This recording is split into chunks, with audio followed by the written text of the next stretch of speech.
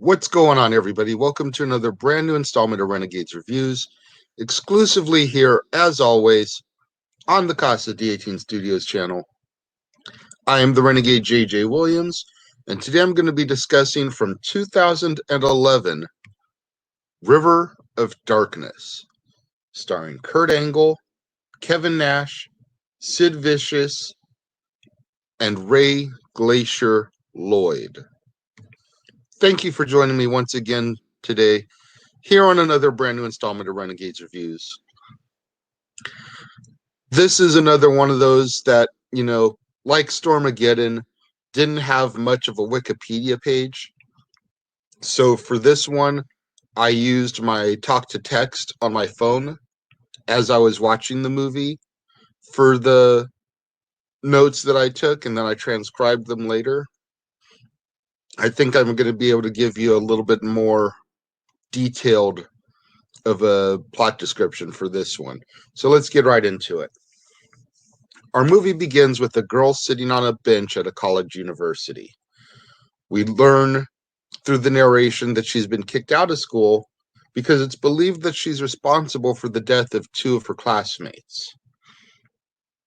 We then cut from that to a restaurant, and we see a waitress ready to clock out at the end of her shift. And she begins her walk home, and an ominous man approaches her and just hacks her to pieces. The next morning, our hero, Sheriff Logan, Kurt Angle, arrives on the scene. Now, there's other law enforcement there. I believe it's state authorities. Sheriff Logan is the town law. So there's a little bit of a, back and forth between state and town. As Logan investigates the crime, he's looking things over and he sees the letters HIX written across her shirt. Well, once he's done at the scene of the crime, Logan heads to the local diner to grab some food, some coffee, before getting back to work. Now, the owner of the diner is a man named Clark Higgins. And Clark just completely ignores Logan. Like, there's animosity, jealousy, hatred, something between these guys, but we're not really sure quite yet what's going on. We'll find out a little later, and I'll get to that. But at this first interaction, you're like, was this just typical town versus law issues? What's going on here? So while Logan is waiting for service, he receives a call over the walkie about a break-in at the local church. Him and Clark exchange a few words as he leaves, and Logan heads over to the church to investigate and see what's going on. We find out that Mary Rutledge is the guilty party, and she's broken in so that she can pray at the altar because the doors were closed. And she senses something is up, and she wants to pray, repent her sins, everything. When Logan finds her, she's knelt at the altar and she just keeps repeating the same prayer over and over and over again. When Logan starts to question her about the break-in, she warns him about a 30-year cycle where men live in purgatory. And then she tells him that once the 30 years are up, some of those men are back to haunt the town because of a past misjustice. So this definitely harkens vibes of It almost, where every 27 years, 30 years, depending on which version you go by, Pennywise comes and haunts Derry. It's also got a little bit of a sometimes they come back vibe. If you've ever seen that old Stephen King TV movie where something happened, and then when the anniversary of the incident comes around, things start to happen in the town again, very, very similar to what happened originally in the story. So you get that little kind of mystique to the vibe here. I thought that was kind of interesting. Well, another murder is committed down by the docks. This time it's two men. So we went from one woman to two men. So clearly there's no, like, it seems more random. You know, the killer isn't just targeting one specific, type of person. When Logan arrives at the scene to investigate this one, he notices again the letters HIX are carved into one of the victim's forehead. The same letters that were on the shirt at the first crime scene. All right, so these crimes are committed, they're connected somehow, but how is the question? Logan begins to question people in the town about the letters and ends up getting sent to a bait shop owner named Virgil Van. Virgil seems skeptical to give any information at first. Him and the rest of the townspeople seem to really not respect Logan. Virgil does end up giving him a name, though. Harvey Hicks. And apparently Hicks was at the center of something 30 years prior, which plays into what Mary Rutledge was talking about in this 30-year cycle. During his lunch break, Logan is joined by Clark at the diner. And this is where we sort of get to the meat and potatoes of what's going on here between Clark and Logan. Clark acknowledges to Logan that he's been a bit bitter towards him since he defeated him in the sheriff's election. So apparently Clark and Logan were both running up against each other. Logan won the election, and Clark's been a little bit jealous about it ever since then. Clark suggests that they put the past behind them and work together to try to take care of whatever is happening.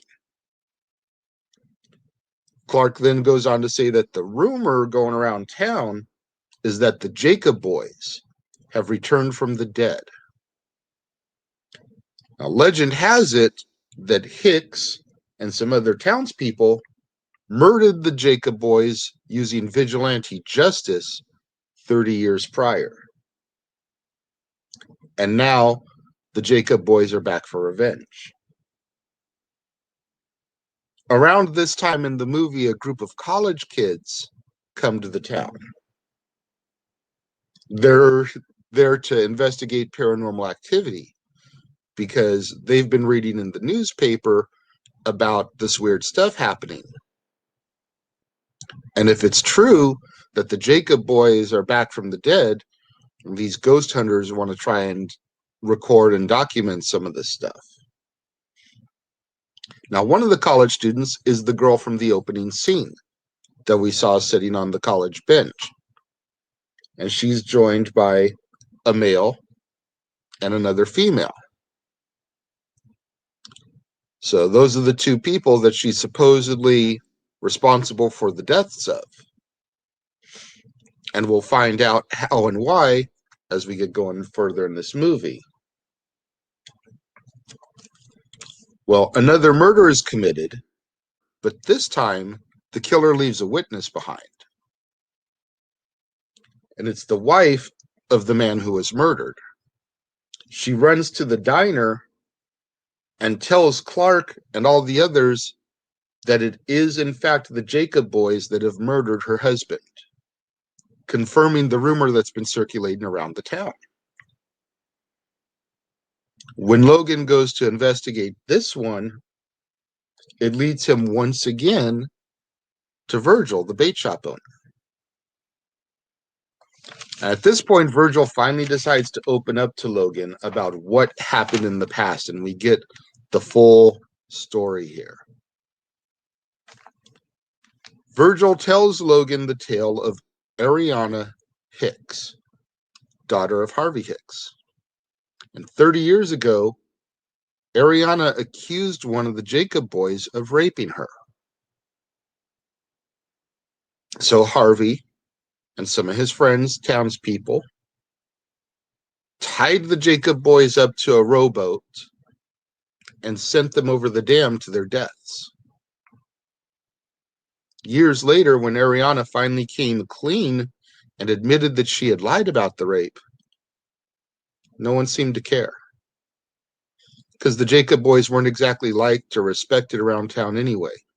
They were basically squatters who lived on this deserted island just across from town. So they were loners. No one cared. Logan returns to the church after this to talk again with Mary Rutledge. And during their conversation, it finally dawns on Logan what needs to happen. Harvey Hicks has to die. While the college kids are navigating the river, one of them, the female, is snatched out of the boat and dragged into it. We then go back to the town, and a young girl is killed while she was off collecting night crawlers. And at this point, the townspeople have had enough. They decide that if Logan is incapable of handling the crime and the murders and the investigation, they're going to take law into their own hands, just like Hicks did 30 years ago. So Clark and some of his buddies kidnap Hicks and tie him up in a burlap sack. Their plan is to leave him on the island where the Jacob boys used to dwell, their old stomping grounds, and sacrifice him to them in a way to try to end everything. Well, Logan chases after them in an attempt to stop them and take the law back into his hands and take it out of the townspeople's hands. Because there's been too much vigilante activity around the town. That's how the whole thing got started in the first place. Logan feels that the last thing we really need is more vigilante justice. Well, as he's trying to track them down in his boat that he's commandeered and stop Clark and his group, he come across the college students who are kind of stranded in their little boat. Being an honorable man, a man of the law, he helps the kids brings them onto his boat. Almost as soon as they get onto Logan's boat, the male college student is murdered by one of the Jacob boys, who then disappears.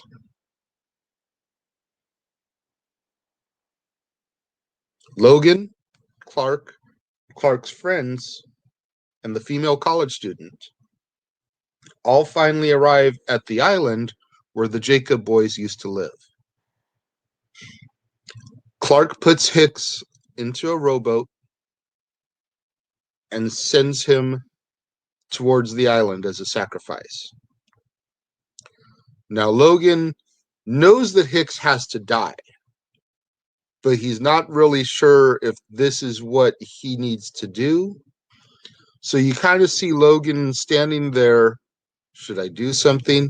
Should I stop this? Should I do something? Should I stop this? He's got this very puzzled look on his face. But he goes ahead and he allows Clark to do this. Now, before the boat can reach the island, the lead female college student puts a bullet in the head of Harvey Hicks. Once this happens, all eyes turn to her, and she reveals that that was her grandfather.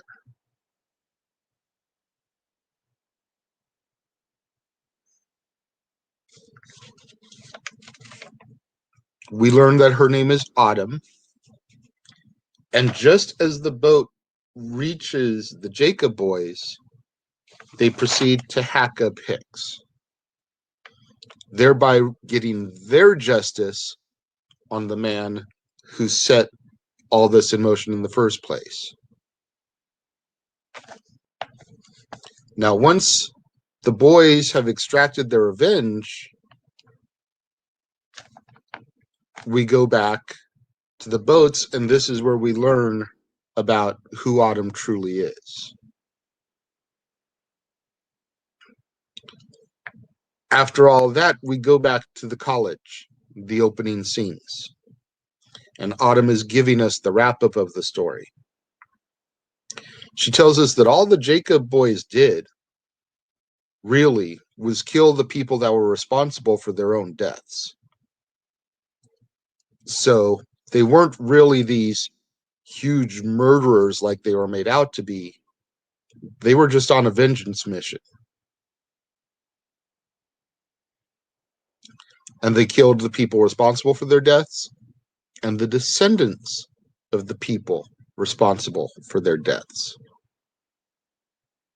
Which makes me wonder, the little girl that was killed, clearly she wouldn't have been responsible for their deaths, but was she the daughter of a man who was responsible for her death? If that is in fact true, and all they did was get those responsible, it's no less sad that the little girl died. But if the wife had nothing to do with it, and she's not a descendant, and the husband isn't here anymore, then the little girl was the only living descendant that they had to get in order to get their revenge.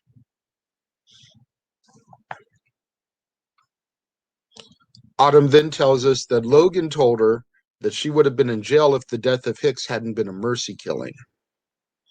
To which she replies that for her it wasn't a mercy killing. All she did was kill the man who raped her mother, implying the fact that Hicks had raped his own daughter. Wow. Wow. Okay. So, the good, the bad.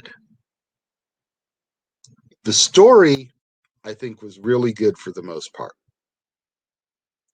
It had some great elements of horror some great elements of supernatural, some great elements of drama.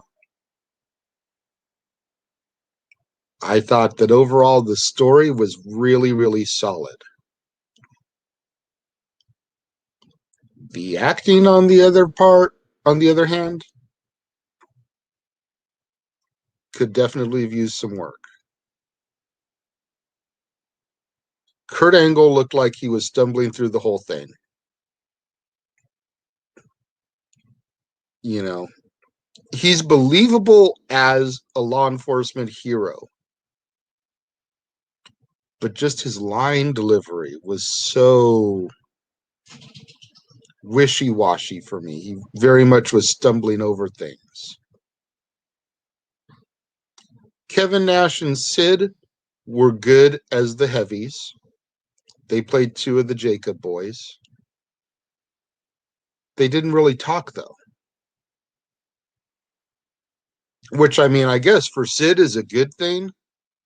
But Kevin Nash, we know, can talk a blue streak. And for him not to talk during his role, I feel was a lost opportunity. At the very least, he could have conversated with the other Jacob boys, help explaining their side of things a little bit more. You know, like after each murder, oh, we got another one. This many more, and our mission will be complete. Our vengeance will be carried out. Something. Ray Glacier Lloyd surprised me a little bit. I'm familiar a little bit with the character of Glacier from WCW. And the fact that he's basically a Sub-Zero from Mortal Kombat ripoff. But I'm not too familiar with him. But I felt that he did a really good job with what he was given as Clark.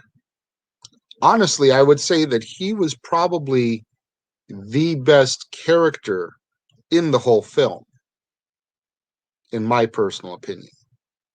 Kurt Angle as Logan was good, but like I said, his delivery, he kind of didn't really seem comfortable in this movie.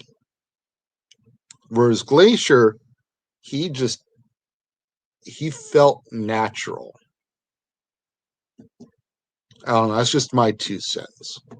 When it comes to my rating of this film, I am going to give it 2.5 out of 5 stars. It could have been so much better. It could have been so much worse, if we're being honest with each other. I mean, if Kurt Angle had given a performance in this film more charismatic, like his promos, especially if you hearken back to, and I know they were 10 years before this, but if you hearken back to his 3 Eyes promos, or even his promos around the time of Team Angle, and how much money there was in those promos, if Kurt Angle had delivered his character along those lines, I think it would have been so much better. But 2.5 out of 5 stars. Those of you that have seen River of Darkness, what do you think?